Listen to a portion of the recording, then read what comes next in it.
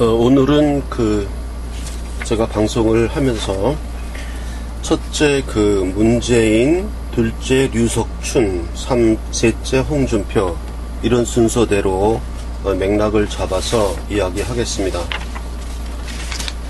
좀 상당히 민감한 부분이 되어서 좀 조심스러운데요. 먼저 문재인 대통령의 트럼프 방미길에서 대한미국이라고 실언한 내용, 대한민국이 아니고 대한미국이라고 실언이 아니라 그건 잘못 썼죠. 그 다음에 이제 독일 퀘르버 재단 초청 질의응답에서 또 실수를 했죠. 이거는 지금 유튜브의 내용인데요. 제목이 보면 좌파들이 올린 것 같아요. 독일 퀘르버 재단 초청 질의응답 해놓고 봐라. 대본 없이 누가 이렇게 할 수 있냐.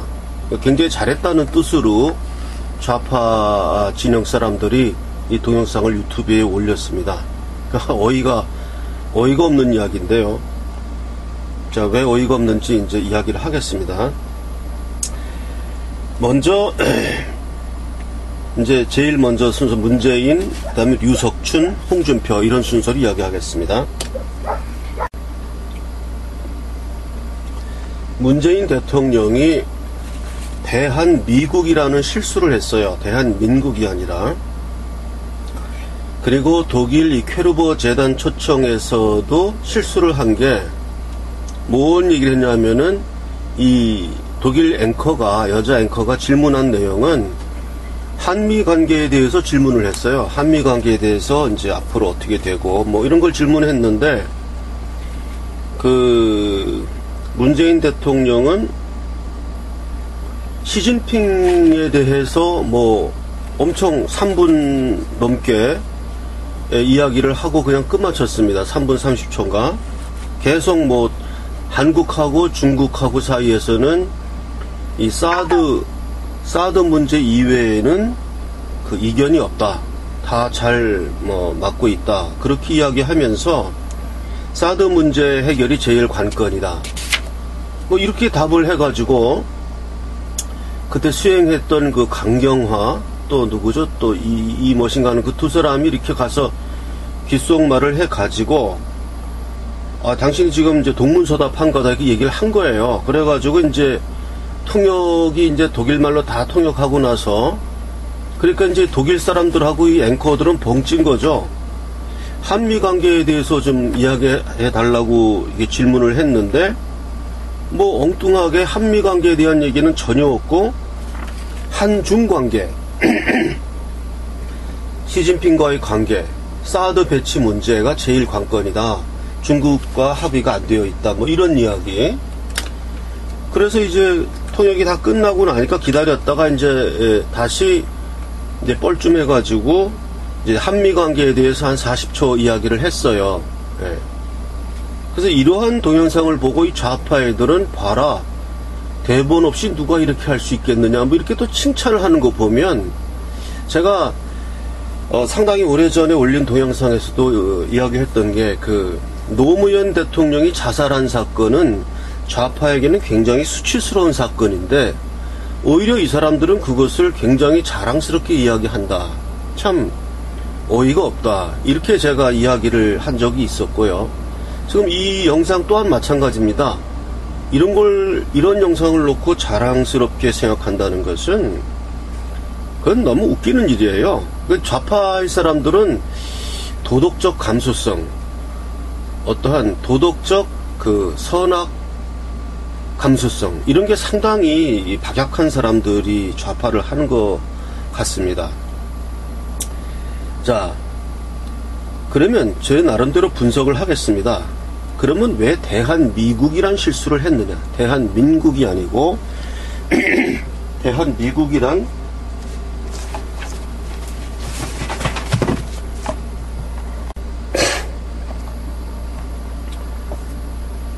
문재인 대통령이 이렇게 대한미국이란 실수를 한 거, 또 퀘르버 재단 초청에서는 그렇게 엉뚱한 중국과의 관계 뭐 이런 것만 열심히 설명한 내용, 이러한 실수, 이런 거를 어떻게 해석할 것이냐.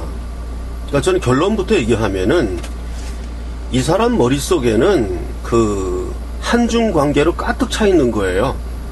어떻게 하면 대중 그 4대 외교를 할 것이냐, 예. 또 대북 굴종 외교를 할 것이냐. 예. 본인들은 뭐 그게 자주 국방이고 자주 외교고 뭐 그렇다고 하고 뭐 남북한 신뢰를 뭐 회복하는 거고 이렇게 생각을 하는데, 예, 그건 뭐 본인들이 그 우물한 개구리적인 사고로 북한을 신뢰하는 게 뭐 잘못이냐 이렇게 생각하는 것이고, 객관적으로 그것은 실체가 없는, 힘도 없는 사람이 괜히 자기가 힘이 있다고 생각하면서 상대방과 뭐 자주 국방하겠다는 그런 허구적인 사상입니다. 그렇기 때문에 이 사람 그 머릿속에는 이게 가득 차 있는 거예요. 그 중국과의 관계를 어떻게 할 것이냐, 이걸로 가득 차 있는 거예요. 사드 문제, 이걸 어떻게 할 거냐, 이것만 가득 차 있기 때문에 이 앵커가 한미 관계를 질문했는데 거기에 대해서 엉뚱한 대답을 하는 거예요. 한중 관계만 길게 이야기하고, 사드 문제가 뭐 어쩌다고. 그래서 이게 좀 난립니다. 그 행정부의 수반인 사람의 머릿속에 있는 것이, 그 대한미국이라는 또 실수한 것도 마찬가지입니다. 자기가 미국의 트럼프 대통령을 만나러 가서 뭔가 이렇게 좀 여유가 있고 이런 게 아니라 뭔가 긴장돼 있고 이런 상황에서 실수를 할 수가 있어요, 물론.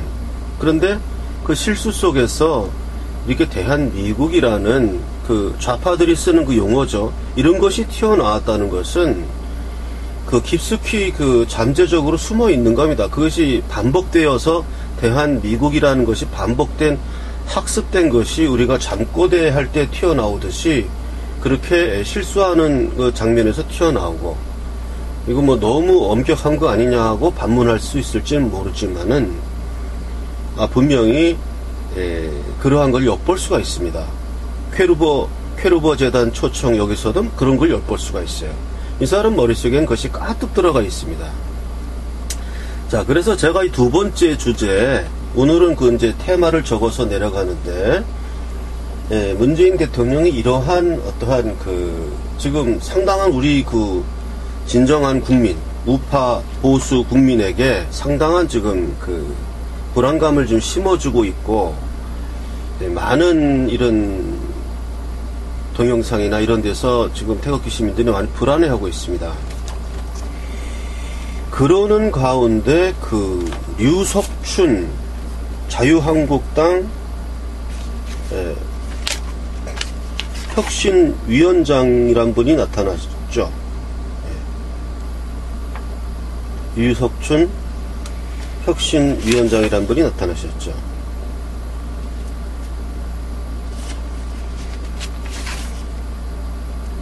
그래서 그분이 그 기자회견한 내용을, 그 기자회견 내용을 보신 분들도 있겠지만은, 못 보신 분들을 위해서 제가 그 기자회견을 보고 그 내용을 잠깐 먼저 간추려서 말씀을 드리겠습니다.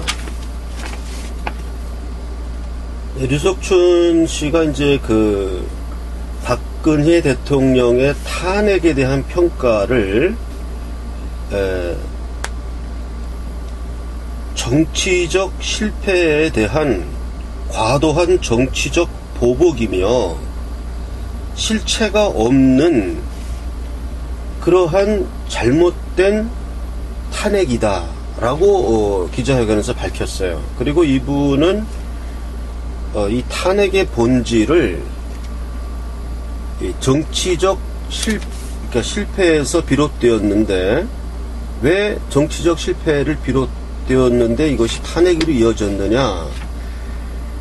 그 박근혜 대통령은 그 관련된 조직으로부터 협조를 얻지 못하고 반대되는 조직으로부터는 굉장한 공격을 당하였다. 그렇기 때문에 정치적 실패로 이어졌다. 이렇게 말씀을 하셨어요.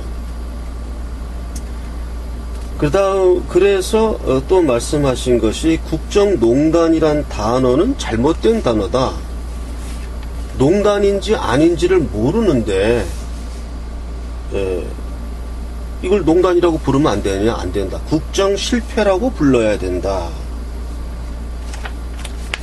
그렇게 말씀을 하셨고, 그 탄핵에 앞장섰던 그 당시 야당뿐만 아니라 여당의 일부 세력에 대해서는 탄핵을 앞장섰던 그 뭐 장제원 등 그 구새누리당 몇 단원들 있죠. 나경원이나 이런 분들.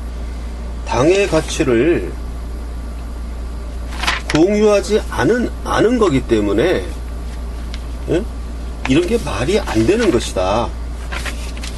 그렇게 기자회견을 하셨고, 본인이 태극기 집회에 본인은 참여했다. 이렇게 이야기를 했어요. 개인적으로 자기는 참여한 사람이다. 그리고 12월 중순부터 태극기 집회가 촛불 집회를 압도했는데, 숫자나 양적인 면에서 태극기 집회가 12월 중순부터 압도했는데 언론은 전혀 보도하지 않았다. 그래서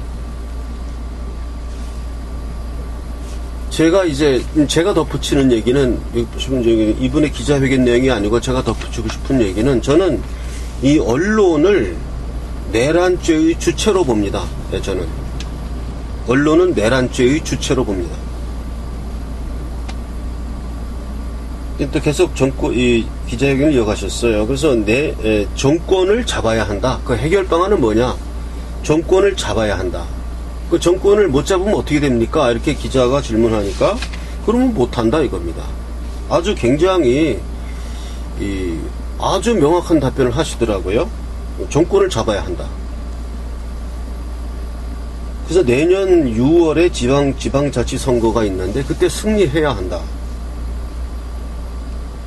이제 그래서 자기 유석춘 씨에 대해서 이렇게 벌써부터 엄청나게 이제 공격이 들어온다고 합니다. 이분 얘기로는. 그래서 이분은 자기가 적을 죽이고 자기가 살아남는 길은 없는 것 같다. 논개처럼 적장도 죽고 나도 죽는 길을 자기는 가겠다. 뭐 이렇게 아주 비장하게 말씀을 하셨어요. 그게 이제 기자회견의 내용이었습니다. 그래서 제가 아까 이제 그 문재인 대통령의 쾌루버 초청해서 지금 이렇게 머릿속에 지금 그 온통 대중 4대 외교의 그 사상으로 가득 차고 대북 굴종 외교에 가득 찬 뭐 평화니 어쩌니 해서 그런 걸로 가득 차고 지금 되게 안 좋지 않습니까? 제가 또 다른 동영상에 또 정리해서 그것을 이제 이야기할 건데요. 이런 상황에서 지금 유석춘 씨 같은 분이 지금 등장했습니다. 그래서 우리는 제가 전번 동영상에서도 이분을 옹호한다고 제가 발표를 했고, 지금 이제 그 자유한국당 내에서 과연 누가 이기느냐가 상당히 중요한 지금 기로에 서 있는 것입니다. 우리 그 우파 진정한 국민의 입장에서는 어쨌든 자유한국당이 그래도 그 영토예요. 우리의 영토. 그 영토의 주도권을 과연 누가 잡을 수 있느냐 하는 문제가 우리에게 남은 문제입니다. 그래서 지금 그 다음에 제가 이번 동영상 세 번째 주제가 홍준표인데요. 제가 이제 유튜브 내용 중에 그 홍준표에 대해서 이제 홍준표만 이야기하는 것은 이야기하지는 않겠습니다. 다른 분들도 제가 어저께 슈타인스 채널도 좀 보고 생각을 많이 했는데, 그거를 보면서 홍준표에 관련된 이야기를 계속 나가겠습니다. 그러니까 제가 지금 3단 논법입니다. 첫째, 문재인. 이거는 지금 이제, 기승전결에서 기에 속합니다. 문제 제기가 문재인에 대해서 일어난 것이고, 거기에 대한 해결 방안은 유석춘입니다. 이분이 지금 태극기 집회의 참여했던 분으로서 거기에 대한 기승전결에서 승전에 해당하는 겁니다. 승전. 그 다음에 이제 결이 홍준표 등 앞으로의 그 향후 전국 방향, 거기에 대해서 제가 이렇게 순서대로 이렇게 문재인, 유석춘, 홍준표 순으로 나가는 것입니다. 홍준표에 대해서 이야기를 하자면은, 그래서 이 홍준표에 관련된 제가 말씀드릴 내용은 좀 약간 좀 방대합니다. 이것은 그 태극기 우리가 집회가 일어나기 이전에 그 박근혜 대통령 탄핵 사태가 시작되었던 그 초기 단계, 그때는 탄핵이 아니고 하야를 요구했죠. 하야. 그래서 하야를 권유했던 가장 한심한 사람이 윤상현, 또 최경환인가요? 네, 최경환. 그 다음에 서청원. 이 친박의 핵심이라고 하는 이 사람들이 그 당시에 박근혜 대통령한테 찾아가서 하야를 권유했어요. 그 당시에 아주 한심하게 돌아갔습니다. 나는 그때, 저는 그때 이제 제 유튜브가 뭐 그렇게 큰 유튜브도 그때는 뭐 아주 구독자도 뭐 몇십 명 수준이었고요. 그래서 제가 개인 미디어로서는 뭐 발언권이 없던 사람이었는데, 저도 그때 그 하야의 주장이 나올 때, 제가 그 김동길 박사를 공격하는 제가 동영상도 그 당시에 제가 올렸습니다. 그때는 탄핵 정국이 아니죠. 하야 정국 초창기 때 김동길 박사가 최태민에 관련된 발언을 하시면서 이렇게 박근혜 대통령 하야 이야기를 이렇게 했었습니다. 그런 걸 제가 또 비판을 했었어요. 아주 그러니까 지난해 뭐 10월인가 9월인가 그때쯤입니다. 예. 그리고 제일 한심했던 것은 그 당시 하야 주장을 하는 것은, 저는 그때 그 정규재 주필의 그 동영상을 못 봤는데, 그 슈타인즈 채널에서 이야기하는 바로는, 슈타인즈 채널의 그 앵커도 정규재 주필에 대해서 이야기를 하더라고요. 그 사람이 이야기하는 바에 의하면, 저는 직접 못 봤습니다. 정규재 주필의 유튜브를. 그 당시에 하야를 주장할 때 이 독고일 하야글이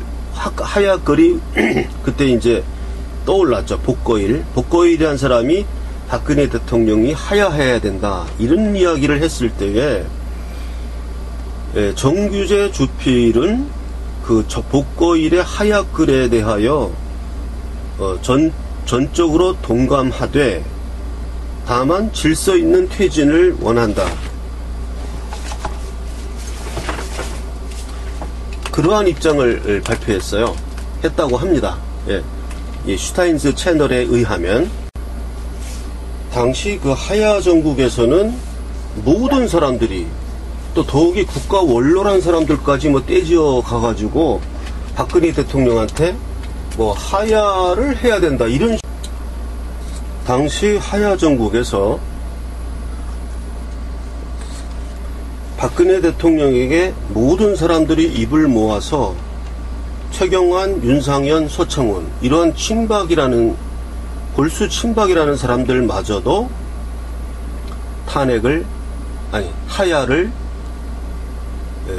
요구했습니다. 박근혜 대통령에게.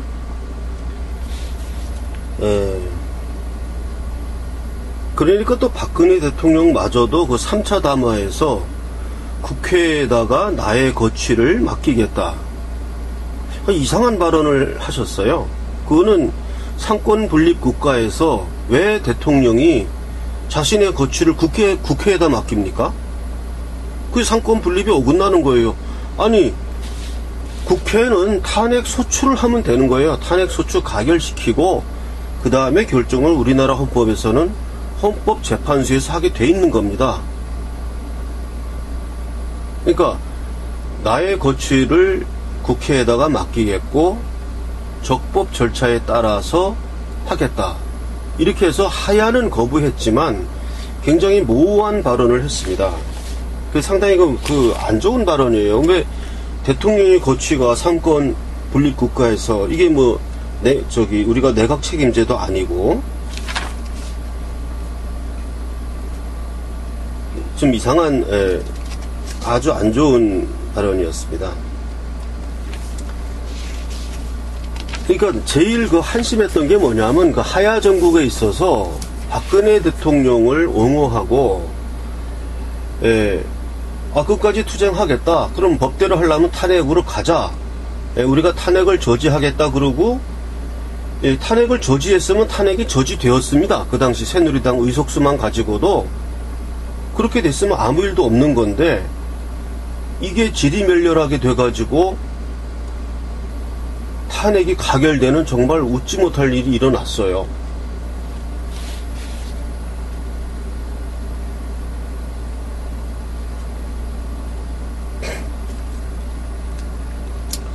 그래서 이렇게 이제 시작된 탄핵 정국이 그래서 그 당시의 상황을 제가 그때는 그 유튜브를 많이 못 봤는데 그 슈타인즈 채널에 의하면 그 당시에 그 친박 3인방 뿐만 아니라 지금 뜨고 있는 유여해라는 지금 자유한국당 의원인가요? 아니, 의원이 아니죠. 자유한국당 유여해 씨도 슈타인즈 채널에 의하면은 비선실세, 최순실 등의 비선실세가 박근혜 대통령의 제왕적인 대통령제에서는 존재할 수밖에 없었다 라고 이야기했다고 합니다. 슈타인즈 채널에 의하면. 전 직접 못 봤는데 그러면 이러한 발언은 본질적으로 탄핵 주도 세력을 인정하는 것과 동일한 발언이 된다는 것이죠.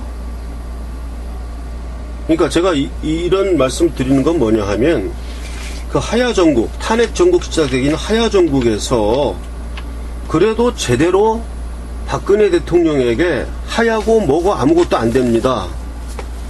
우리는 적법 절차로 헌법적 절차에 따라서 나가야 됩니다 라고 간언했던 사람이 아무도 없었다는 겁니다.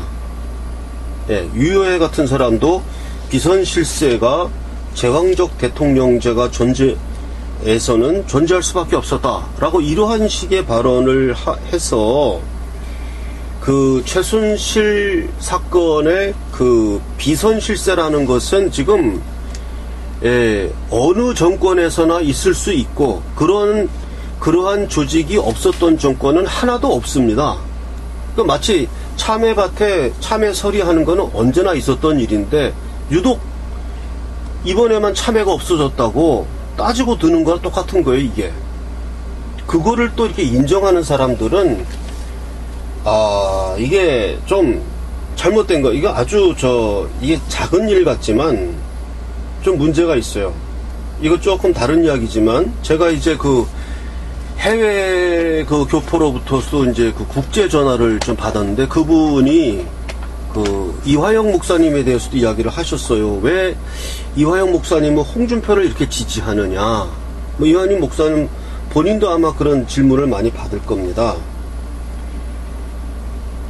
그래서 저한테도 묻더라고요. 고선씨 당신도 홍준표 지지하는 사람입니까?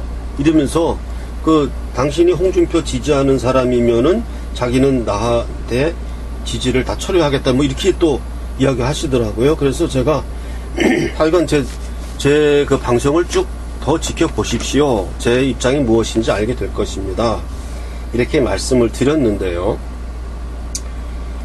이 비선실세라는 그 개념은 블랙리스트라는 개념과 마찬가지로 그런 게 없는 정권이 문제가 있는 겁니다. 자기가 나라를 통치하는데 그러한 실세 조직 없이 블랙리스트도 없이 뭘 나라를 통치합니까? 그거를 마치 무슨 범죄처럼 만든 사람들이 잘못된 것인데 지금 완전히 적반하장되어 있는 거예요.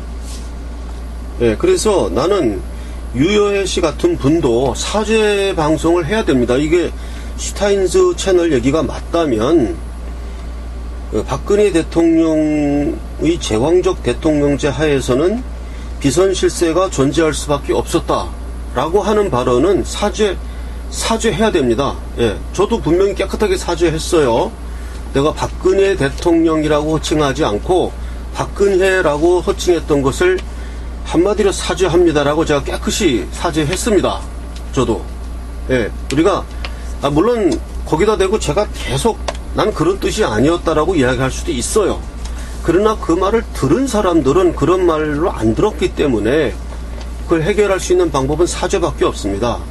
그래서 본인들이 이렇게 길게 얘기하지 말고 바로 사죄하길 바라고.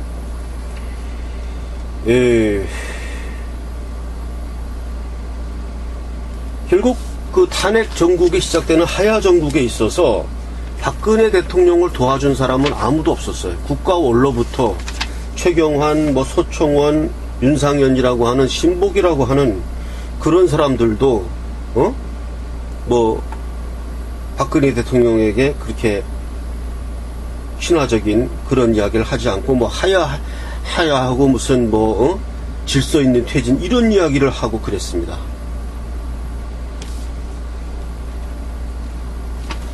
그래서 이제 그 기승전 결에서 이제 결에 해당하는 문재인으로 시작해서 류석춘의 기승전해서 홍준표로 결로 이어지는 내용인데요. 결국은 이제 자유한국당의 지금 그 당대표이니까 해결의 실마리를 쥐고 있는 사람이라고 보입니다. 또한 자유한국당 이외에 돌풍 같은 어떠한 우리 진정한 국민에서의 돌풍을 일으키는 세력이 저는 일어나기를 바랍니다. 그 돌풍을 일으키는 세력이 일어나길 바랬던 것이 제가 대선 전국에서 김진태를 중심으로 한 김진태 국무총리론을 내세우면서 이것으로 우리 돌풍을 일으켜야 한다라고 제가 주장을 했었고, 그러나 그 돌풍이 불발됐습니다. 그 불발된 이유에 대해서 또 이렇다 저렇다 이야기하면 내부 분열을 일으키는 그런 거밖에 안 돼요. 저 또한. 왜 그게 안 일어났는가 얘기하면 누가 이래서 안 됐니, 누가 이래서 안 됐니, 그런 얘기 해봐야 분란밖에 안 일어나니까 그런 얘기는 다 생략하겠습니다. 어쨌든 그때 돌풍을 일으키자고 제가 그때 제안을 해서 여기저기 뛰어다녔고 다 지나갔습니다. 지금 또 저는 어떠한 이 자유한국당 말고 어떤 대안적인 세력이 돌풍을 일으키길 바라는데 그게 과연 현실적으로 쉽겠느냐. 일단 문제가 있고요. 또한 자유한국당을 우리가 또 버릴 수도 없는 입장입니다. 어쨌든 이거 우리 영토예요. 자, 그래서 이 홍준표에 대한 이야기를 하면 홍준표의 이 지지를 대선에서 많이 했죠. 많이 했는데 홍준표를 지지했던 많은 표들은 사실은 현실적인 타협안이었거든요. 그리고 제가 이 가장 못마땅하게 생각하는 게 뭐냐 하면 홍준표뿐만 아니라 언론 모든 지금 사회 전반적인 사람들의 분위기가 박근혜 대통령을 지우고 새로운 정치를 만들자 이런 겁니다. 예, 제가 우리 우파 진영 사람들 가운데 무슨 새로운 정치를 주장하는 사람들을 가만 보면 박근혜 대통령을 지우고 새로운 친박 세력이 잘못되었으니까 새로운 한국을 만들자는 그러한 논조를 가진 사람들도 있어요. 우리 우파 진영 내에. 저쪽 좌파는 아예 그렇고, 언론도 아예 그렇고. 저는 제가 이제 슈타인즈 채널을 좀 보면서 거기에 대한 정보를 좀 얻었고, 또 제가 내리는 결론은 슈타인즈 채널과 약간 다릅니다. 그래서 제가 방송을 따로 하는 것입니다. 박근혜 대통령에 대한 평가는 이 모든 정치 혁신의 선결 조건입니다. 선결 조건이에요. 새 정치를 만들든 새 한국을 건설하든 뭐 하든 박근혜 대통령에 대한 평가는 반드시 선결되어야 합니다. 이것을 지우고 넘어가겠다는 사람들은 절대 용납해서는 안 됩니다. 왜 그러냐 하면 정치가 되었든 무엇이 되었든 진실은 지울 수 없는 것입니다. 절대 진실은 지울 수 없는 것입니다. 그렇기 때문에 진실을 지우고 새로 쓴 문서는 반드시 지워진 그 흔적이 남아있기 때문에 문제가 야기됩니다. 그렇기 때문에 박근혜 대통령에 대한 평가는 무조건 이것을 반드시 해야 되는 겁니다. 그리고 우리 입장은, 태극사랑 입장은, 저를 포함한 우리 진정한 자유대한의 국민의 입장은 박근혜 대통령에 대한 탄핵은 무효이다. 이거는 제가 시종일관 저도 유지하는 것이고, 무효인데 엉터리로 이렇게 돼가지고 합법적인 절차에 거쳐서 정권이 찬탈되었다, 이렇게 보는 거예요. 그렇기 때문에 지금 뭐 언론이나 뭐 이런 거는 아예 박근혜 대통령의 흔적을 지우겠다는 이런 식으로 지금 뭐 언론 24시간 방송하지 않습니까?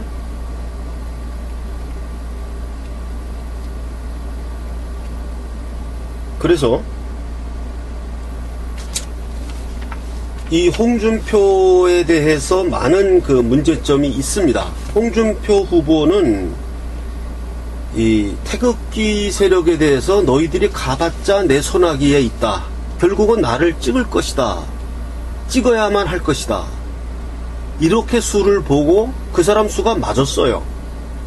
그 사람 수가 맞았습니다. 결국 태극기 세력은 조원진 그 사람에 대해서 뭐 0.4%인가 그렇게밖에 안 나왔잖아요. 그 대선 투표가 맞는 것이라면, 그것도 지금 뭐 부정선거 의혹이 일어나서 맞는지 틀린지 모르겠는데, 일단 거의 맞다고 한다면 그럼 결국 조원진 후보를 한 사람들도 애국적인 동기에서 홍준표에게 표를 밀어준 거예요. 그러니까 결국 홍준표가 수를 잘 본 겁니다. 이 사람이 아주 칼같이 본 거예요. 근데 이 사람이 박근혜 대통령에 대한 입장을 보면 이 사람 얘기는 이겁니다. 정치적 탄핵은 옳은 것이고 사법적 탄핵은 옳지 않다. 이렇게 이분법으로 이야기하면서 그 핵심을 피해 나가고 있습니다. 정치적 탄핵은 옳다는 거예요. 즉 국회가 박근혜 대통령을 탄핵한 것은 옳다고 인정한 겁니다. 정치적 탄핵은 옳다고 하는 것이니까. 저의 입장은 정치적 탄핵도 옳지 않다는 겁니다. 이 유석춘 자유한국당 지금 이 혁신위원장의 입장도 마찬가지입니다.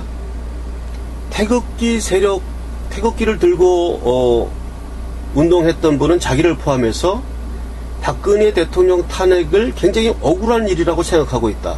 즉 정치적 탄핵도 인정할 수 없다는 거예요. 왜 인정할 수 없냐 하면 그 절차적으로 지금 그 탄핵 소추안이 현재 넘어가는 과정에서 다섯 가지 쟁점으로 다시 강일원 재판관에 의해서 반려되었을 때 재의결 절차에 들어갔어야 돼요.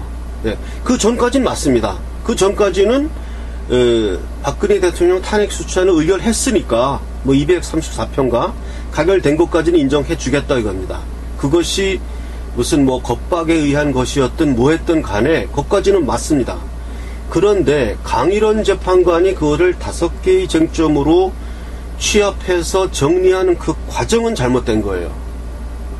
거기서는 반드시 국회로 반려되었어야 되시고 5개 항목으로 재정립된 그 탄핵소추안이 국회에서 재의결되었어야 하는데 그 재의결의 절차를 밟지 않았기 때문에 절차적으로 이것은 무효인 것입니다. 그렇기 때문에 국회에서의 탄핵도 그것이 무효인 것입니다. 그러므로 정치적 탄핵도 무효인 것입니다. 제 입장은 그렇습니다. 이것은 이 류석춘 자유한국당 혁신위원장도 같은 취지로 이야기를 했습니다. 그래서 홍준표는 정치적 탄핵은 인정을 했어요. 그리고 이분은 박근혜 대통령이 탄핵을 당한 것을 자업자득의 개념으로 보고 있습니다. 예. 왜 자기가 권력을 쥐고 있는 사람이 왜 탄핵을 당하느냐? 결국 자업자득 아니냐? 이런 식으로 이야기를 하면서 사실은 어떻게 보면 좀 굉장히 모호하면서 그 정체를 알 수 없는 이런 발언을 많이 합니다. 제가 이렇게 이제 이야기를 하면 저도 슈타인즈 채널도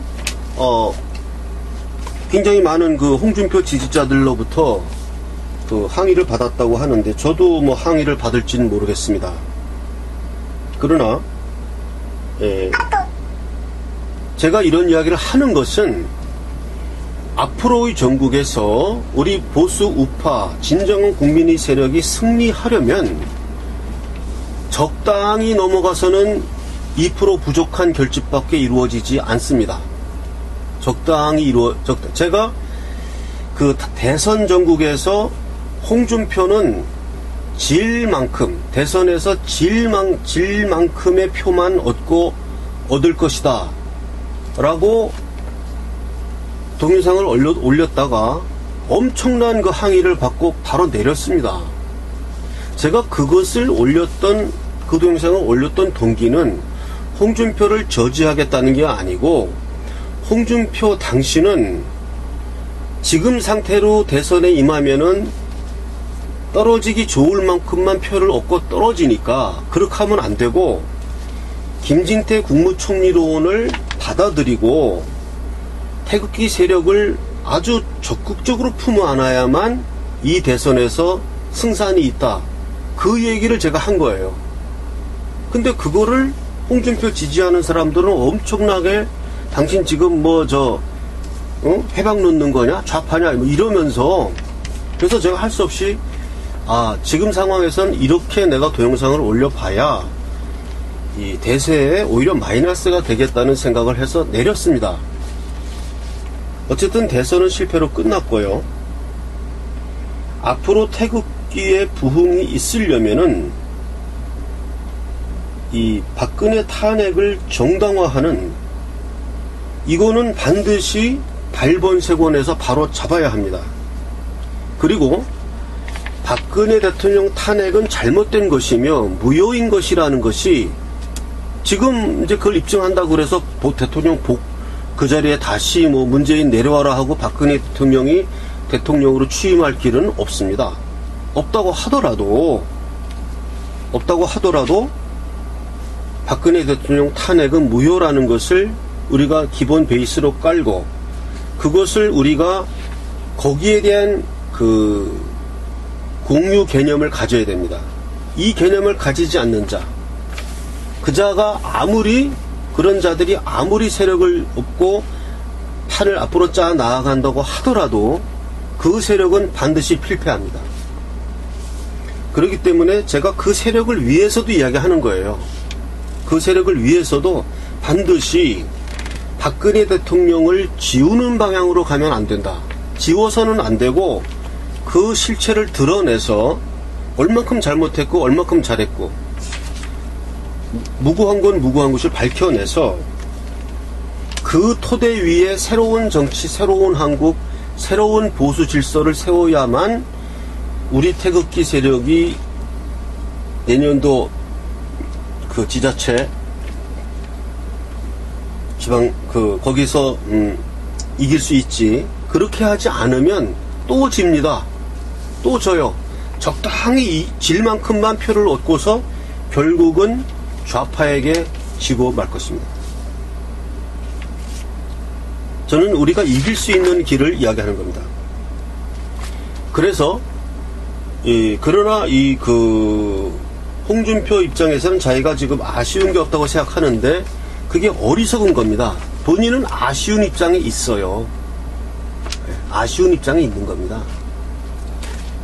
지금 상태로 박근혜 대통령을 지우는 식으로 나가서는 절대로 정권을 잡을 수 없습니다. 또 갈려버리고 말아요. 또 갈려버리고 말아. 우파가. 그러면 박근혜 대통령을 지우는 방식으로 합치는 거하고 박근혜 대통령을 지우지 않고 그 무고함을 밝히는 방향으로 통합하는 그 길밖에 없습니다. 그 길이 완전한 통합이 이루어져요. 지우는 걸로 가면 저 같은 사람 포함해서 굉장히 많은 사람들이 절대로 여기에 합의를 안 합니다. 그거를 알아야 돼요. 홍준표 씨는 이거를 모르는 것 같아요. 이 사실을.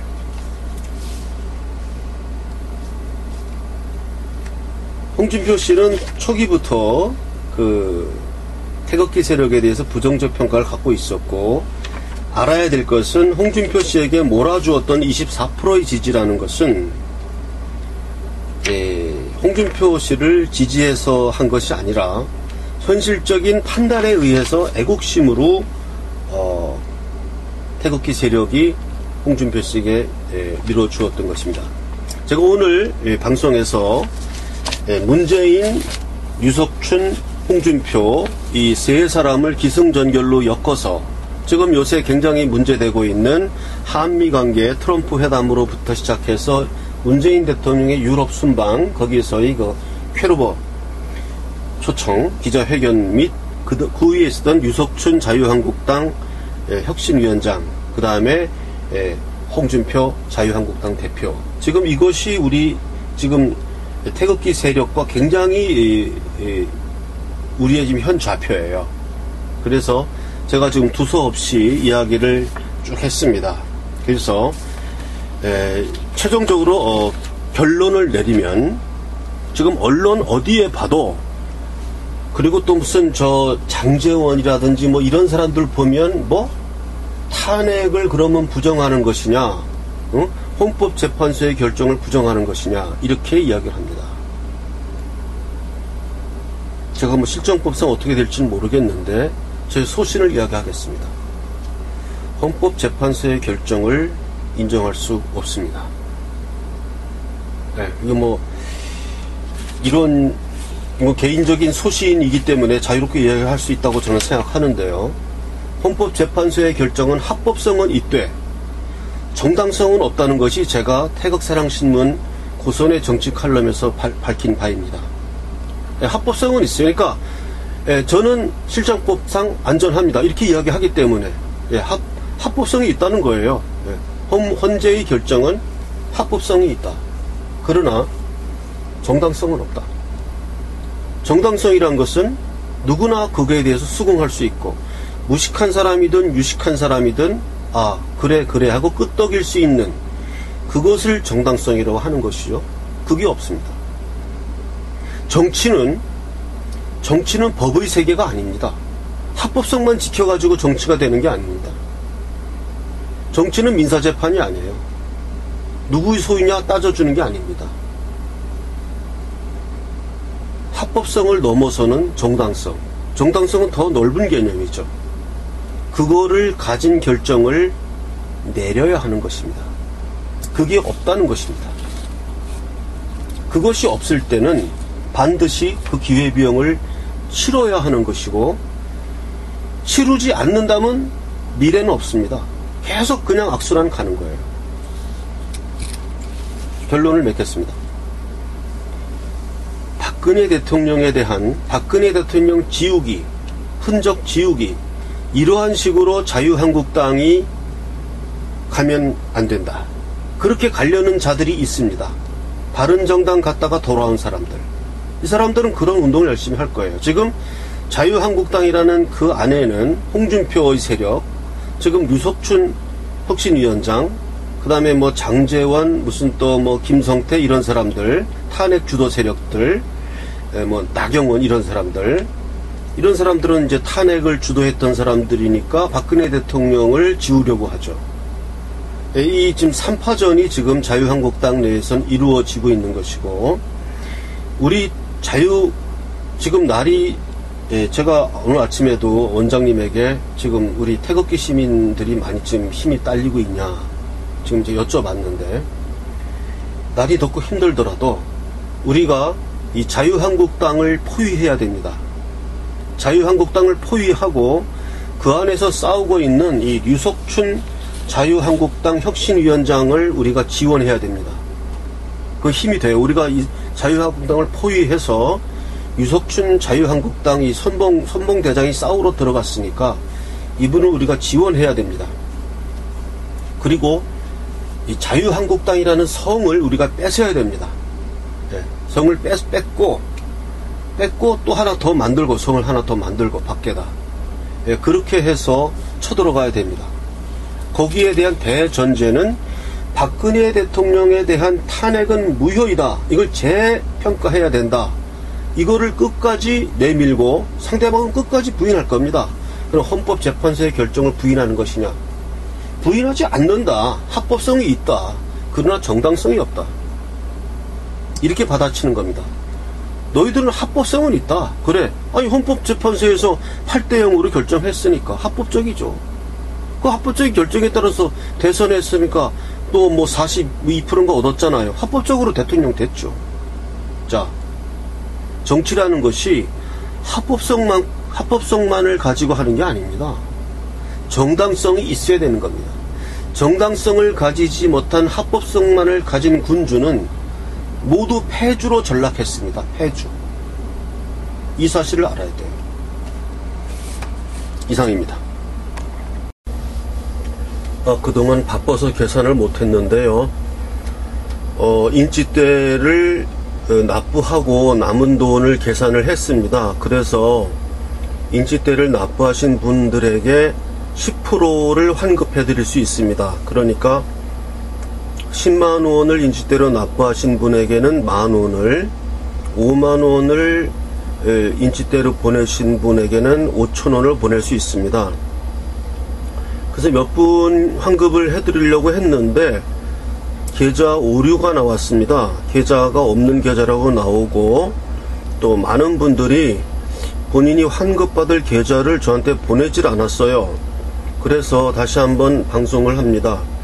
환급 계좌를 정확하게 써서 010-5300-7901 저 번호로 문자로 보내주세요. 그러면은 그 보내셨던 인지대의 10%를 정확하게 환급해 드리겠습니다.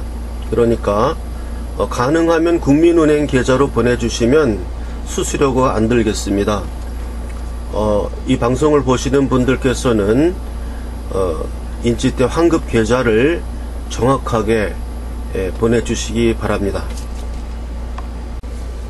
오늘 제가 태극사랑신문이 도착한 걸로 알고 있습니다. 그 우송해서 일반으로 보내서 오늘 정도에 많은 분들이 보신 것 같아요. 그래서 관심을 가지시고 저한테 신문이 앞으로 나아가야 할 길이라든지 또 창간호에서 좀 잘못된 점이라든지 이렇게 지적하시는 분들이 전화를 저한테 하셨습니다. 그래서 제가 전화를 받다가 제가 말씀을 어떻게 드렸냐 하면, 그러한 내용을 이메일로 좀 적어서 글로 이렇게 정리해서 제 이메일로 보내주시면 그거 좋은 내용들은 선별해서 독자 논단으로 실어드리는 게 낫지 않겠습니까?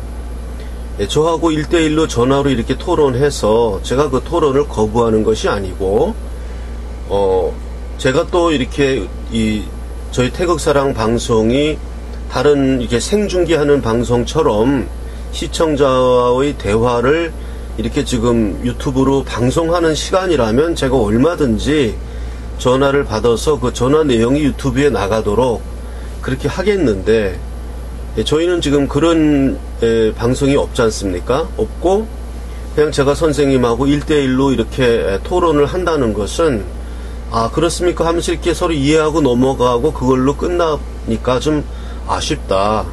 그것보다는 선생님의 의견을 이 신문에 뭐 비판도 좋고 찬성도 좋고 어떤 이야기든 이 신문에 대한 어떠한 이게 비판적인 시각이든 나아갈 방향이든 그러한 내용을 정리해서 글로 적어서 이메일로 좀 보내주신다면 그게 신문에도 실을 수 있는 또 원고도 되고 독자의 참여도 되고 훨씬 의미가 있지 않겠습니까? 이렇게 제가 답변을 해드렸습니다. 그래서 이 방송을 보시는 분들은 그렇게 이 신문에 대해서 뭐 이러이러한 점이 잘못되었다, 뭐 얼마든지 좋습니다. 이러이러한 점은 고쳐야 되겠다, 또 이러이러한 기사를 많이 실어야 되겠다 하는 어떠한 이러한 그 내용을 이메일로 적어서 제가 이제 공지하지 않습니까? 항상 이메일로 그리로 보내주시면 그것을 독자 논단으로 실어 드리겠습니다. 이제 태극사랑신문이 창간되었습니다. 그래서 태극사랑신문에 대한 광고도 제가 이렇게 멘트를 바꾸어야 하기 때문에 이제 동영상을 교체하겠습니다. 태극사랑신문은 현재 주간 발행하고 있습니다. 이번에 창간호를 발행하게 되었고요. 이번 창간호의 경우에만 2주 후에 신문을 내게 될 것 같습니다. 창간하느라고 좀 많이 좀 준비가 좀 덜 된 면들이 있어서 창간 요번만 한 격주가 되고 다음 주부터 매주 발간하려고 합니다. 그래서 우리 대한민국에 다시는 박근혜 대통령 탄핵 사태와 같은 그런 일이 일어나지 않도록 정론지, 정직한 이야기를 하는 신문, 좌파 언론이 게재되지 않는 그런 신문, 정말 우리 올바른 이야기를 할 수 있는 그런 신문, 그걸 만들려고 합니다. 그래서 일단 창간을 했습니다. 그래서 제가 이 신문을 창간하기 위해서 국민주 형태로 많은 분들이 참여해 주셨고 지금도 또 참여해 주시고 있습니다. 그래서 어떤 분들은 아직도 주식 여분이 있느냐, 그래서 주식 여분이 약간 좀 있습니다. 아직까지는. 그래서 그게 이제 다 차게 되면 제가 또 멘트를 다시 바꾸게 되겠습니다만은 아직까지는 국민 참여 주식으로 참여하실 수가 있고, 저는 그렇게 한 사람이 많은 액수를 하는 것보다는 국민주식 형태로 뭐 5만원도 좋고 10만원도 좋고 뭐 3만원도 좋고 만원도 하신 분이 있습니다. 그래서 저는 그렇게 헌금한다, 그러니까 헌금한다는 그런 개념으로 어떤 분들은 그래요. 헌금도 하는데 이거 뭐 주식이면 이걸 왜 못해, 이렇게 말씀하시는 분도 계셨고, 그래서 그런 기분으로 그런 마음으로 하시길 바라고, 너무 이렇게 많은 액수를 하면 본인에게도 부담이 되고요. 저는 그런 것을 그렇게 바라지는 않습니다. 그래서 그 국민 그 모금 계좌는 요 동영상 후에 제가 원래 쓰던 계좌를 계속 동영상 쓸 거고요. 그래서 우리 태극사랑신문에서는 지금 많은 걸 갖추지 못했지만 지금 어떤 그렇게 자본이 뭐 충분한 상태도 아니기 때문에 그렇게 뭐 많은 월급을 주고 이름난 기자를 데려온다든지 유명한 칼럼니스트를 쓴다든지 하는 거는 잘 못하고 있습니다. 그러나 어쨌든 소신껏 탄탄한 경영을 해서 우리 이 태극사랑신문이 이 주변지가 아닌 정론지로서 그 조중동을 능가하는 우리 매일신문을 향해서 시작하려고 합니다. 그리고 어느 정도 태극사랑신문이 이제 궤도에 오르게 되면, 그 다음에 해야 될 것이 어떤 그 중도파들을 받아들일 수 있는 어떤 자매지 같은 것도 생각을 해보겠는데, 꼭 그런 걸 한다는 것보다는 생각을 하는 거죠. 그냥 저 생각은 그냥 태극사랑신문이 그대로 궤도를 타고 올라가기를 바랍니다. 그렇게 하고, 물론 자매지의 전략도 있습니다만은, 그리고 궁극적으로는 우리 태극사랑 방송, 유선 채널, 유튜브 보는 게 아니고, 몇 번, 97번 이런 식으로, 130번 이런 식으로 채널을 우리가 하나 잡아서 거기에서를 틀면 그대로 우리 정규재의 주필이라든지 이화영 목사라든지 이렇게 흔히 보았던 얼굴을 우리가 이 텔레비 방송에서 볼 수 있도록, 그 궁극적인 목표는 거기에 있습니다. 그래서 신문과 방송을 우리 우파 쪽에서 굳건하게 잡는 그런 게 있어야 됩니다. 그 노조도 없고 이런 좌파 쓰레기 언론들 더 이상 보고 싶지 않고, 그래서 우리 자체 내에서 뉴스도 만들고 우리 자체 내에서 언론조사도 해서, 지금 언론조사 이거 믿을 수 있습니까? 이 도대체 계속 무슨 지지율 올라간다고 하고, 특히나 나는 정말 보기 싫은 게 그 패널들 나와가지고 자기들이 좌파인지도 모르면서 이야기하는 거예요. 그냥 시키는 대로 하는, 난 정말 너무나 역겨워서, 정말 우리 애국 시민들에게 정말 볼만한 그런 방송, 그걸 향해서 나아가고 있습니다. 그래서 태극사랑신문이 창간되었음을 알리며, 이 창간호를 도와주는 방식은 첫째, 구독 신청을 많이 해주시는 겁니다. 그리고 주변에 우리 태극사랑신문을 많이 알려주시고, 또 태극사랑 주식을 구매해 주시는 것도 후원이 되는 것입니다. 그래서 거기에 되는 계좌는 이어지는 그 광고 방송에서 계좌는 말씀드리겠습니다. 주식 입금 계좌는 국민은행 5951-01-001-768 태극사랑 주식회사입니다. 국민은행 5951-001-001-768입니다. 신문 구독 계좌는 국민은행 1130-01-094-293입니다. 신문 구독 계좌는 국민은행 1130-01-094-293입니다. 해외에서 송금하시는 분은 국민은행의 스위프트 코드는 CZNBKRSE입니다. 국민은행의 스위프트 코드는 CZNBKRSE입니다.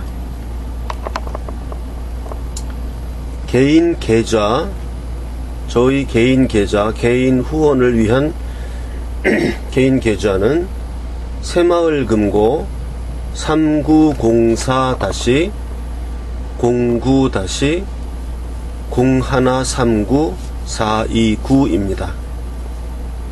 새마을금고는 3904-09-0139-429입니다.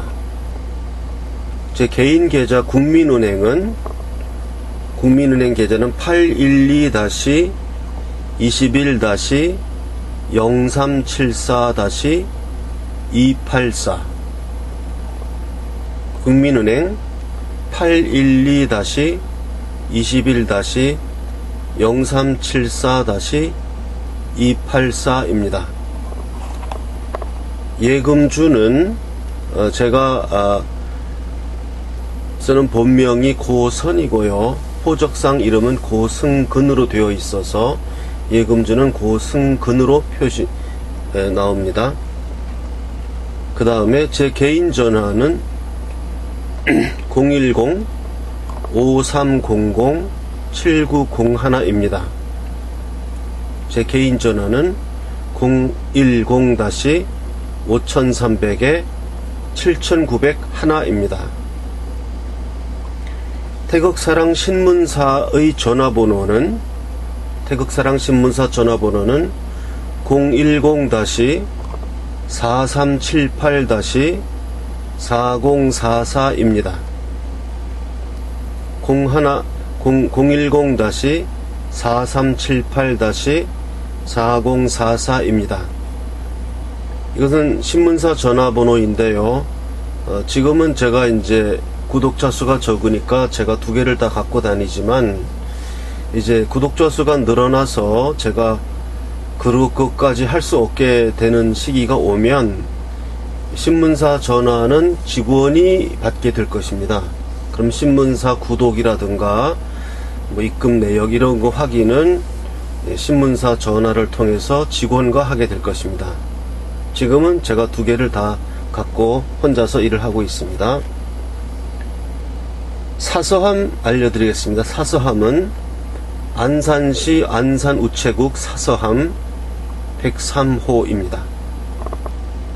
안산시 안산우체국 사서함 103호 태극사랑 주식회사. 사서함에다가는 이번에 제19대 대통령 선거 무효소송 증거서류, 나는 이렇게 투표하였다 하는 거 있죠. 노트형으로 된 투표함에 투표하였다는 것을 연필로 써서 자기 이름 쓰시고 사인하셔서 안산시 안산우체국 사서함 103호 태극사랑 주식회사로 우송해 주시면 됩니다. 또한 태극사랑 신문에 기고하시고 싶은 분들은, 또 기고하시고 싶은데 자기 그 신분을 별로 밝히고 싶지 않으신 분들은 글로 써서 타이프 쳐서 위에 사서함으로 그냥 무기명으로 보내주시면 제가 그냥 시민 논단해서 본인의 신분을 밝히지 않고 그렇게 시켰습니다. 뒤에 나오는 이메일로 보내면은 본인의 이메일이 이렇게 드러나니까 자기 신분이 이렇게 이제 밝혀지게 되지만, 이 사서함으로 자기가 쓰고 싶은 내용을 써서 어떠한 내용도 좋습니다. 써서 보내시고 익명을 써도 좋고 카더라 통신도 좋습니다. 그렇게 해서 보내시면 좋은 내용은 제가 태극사랑 그 신문에 시민 논단으로서 실겠습니다. 특히 자기의 신분을 밝히고 싶지 않은 분들이 많이 있습니다. 그런 분들은 사서함을 이용하시면 좋겠습니다. 그래서 제가 사서함을 가지고 있는 것입니다. 그 다음 공지하겠습니다. 합창단에 대한 입단 문의나 합창단의 진행 과정, 이런 연습 일정, 이런 것은 합창단 총무님 010-8213-4100으로 연락하시면 됩니다. 합창단 총무 010-8213-4100입니다. 저희 이메일은 영어로 tenor88@naver.com입니다. tenor88@naver.com입니다. 이 이메일로 본인이 태극사랑신문에 기고하시고 싶으신 분들은 이메일로 적어서 보내시면 됩니다. 아까 말씀드린 대로 자신의 신분을 밝히고 싶지 않으신 분은 위에 사서함으로 타자 쳐서 사인하지 않고 그대로 보내시면 그 내용만 전달이 됩니다. 예, 여태까지 그 광고가 너무 지저분하고 중원부원하고 해서 이번에 싹 정리해서 업데이트 시켰습니다. 정기 구독 신청을 받겠습니다. 그래서 1년 구독료는 89,000원입니다. 1년치 주간신문이고 1년치 구독료는 89,000원이고요. 6개월 구독료는 45,000원입니다. 6개월 구독료는 45,000원. 구독을 신청할 계좌는 국민은행 111301-01-094293 다시 말씀드립니다. 국민은행 1110-01-094293 태극사랑 신문방송 주식회사입니다. 그리고 입금하신 후에는 010-5300-7901로 입금자 성함, 주소,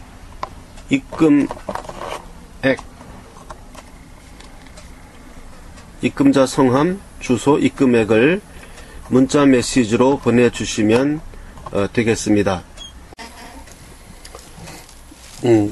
태극사랑 신문 무료 구독 신청을 받겠습니다. 태극사랑 신문을 보고 싶은데 경제적 사정이 어려우신 분들은 자신의 경제적 사정이 어렵다는 내용하고 주민등록증을 한 면을 복사하셔서 안산시 안산우체국 사서함 103호 태극사랑 주식회사죠. 이 주소로 편지를 보내주세요. 그러면 그 주민등록증 사본을 보고 연장자 순으로 적정한 명수를 우리가 선택해서 다 보내드릴 수는 없을 것 같지만 어쨌든 가능한 많은 분들이 돈이 없어서 이 신문을 못 보게 되지는 않도록 무료 구독을 할 수 있도록 우송해 드릴 테니까 어렵게 생각하지 마시고 안산시 안산우체국 사서함 103호 태극사랑 주식회사 앞으로 사연을 적어서 보내주시고 주민등록증을 복사해서 보내주시면 심사해서 무료로 계속 보내드리겠습니다.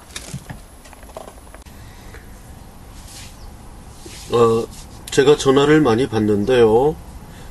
꼭 저를 만나서 이야기하고 싶은 분, 또 자기 요즘 많이 어렵죠. 생활하는 게 어렵고 전국도 어렵고 뭔가 하소연하고 싶고 이런 분들은 좋습니다. 어떤 용건도 좋고 중요하든 중요하지 않든 우리는 자꾸 만나는 것이 중요하니까 저한테 전화로 연락을 주시면 만날 장소와 시간을 정해서 만나도록 하겠습니다. 제 전화번호는 010-5300-7901 010-5300-7901입니다. 연락 주시면 제가 시간과 장소 서로 만나서 이야기를 하도록 하겠습니다. 제가 뭐 하는 사람인지 또 궁금해 하시는 분들도 있고 그래서 제가 성악가예요. 테너입니다. 그래서 제가 그 연주했던 동영상 하나를 같이 편집해서 올립니다.